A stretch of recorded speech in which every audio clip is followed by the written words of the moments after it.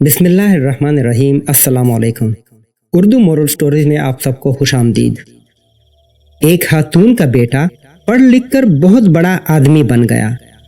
वालिद की वफात के बाद माँ ने हर तरह का काम करके उसे इस काबिल बना दिया था। शादी के बाद बीवी को माँ से शिकायत रहने लगी कि वो उनके स्टेटस में फिट नहीं है। लोगों को बताने में उन्हें शर्मिंदगी होती है कि ये अनपढ़ उसकी सास है। बात बढ़ने पर बेटे ने एक दिन माँ से कहा, माँ, मैं अब इस काबिल हो गया हूँ कि किसी का कोई भी कर्ज अदा कर सकता हूँ। मैं चाहता हूँ कि मैं और तुम खुश रहें, इसलिए आज तुम मुझ पर किए गए अब तक के सारे अखराजात सूद समेत मिलाकर बता दो ताकि मैं वो अदा कर दूं और फिर हम लोग अलग अलग सुखी रहेंगे। माँ ने सोचकर जवाब दिया, बेटा, हिसाब जरा लंबा है, सोचकर बताना पड़ेगा, मुझे थोड़ा वक्त चाहिए।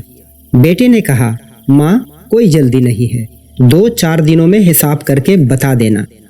जब रात हुई और सब सो गए तो माँ ने एक लोटे में पानी लिया और बेटे के कमरे में आई। बेटा भी अपने कमरे में सो रहा था। माँ ने उसके एक तरफ पानी डाल दिया। बेटे ने करवट ले ली। माँ ने दूसरी तरफ भी पानी डाल दिया। बेटे ने जिस तरफ भी करवट ली, माँ उसी तरफ पानी डालती रही। तो बेटा परेशान होकर उठकर बैठ गया और चीख कर बोला कि माँ, ये क्या है, मेरे सारे बिस्तर को पानी से गीला क्यों कर डाला।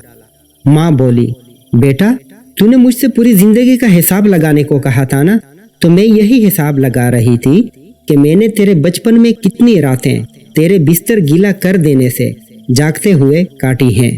ये तो पहली रात है और तू अभी से घबरा गया। मैंने तो अभी हिसाब शुरू ही नहीं किया जिसे तू अदा कर पाए। माँ की इस बात ने बेटे के दिल को झंझोड़ के रख दिया और फिर वो रात उसने सोचने में ही गुजार दी। सोचते सोचते उसे ये एहसास हो गया था कि माँ का कर्ज कभी नहीं उतारा जा सकता।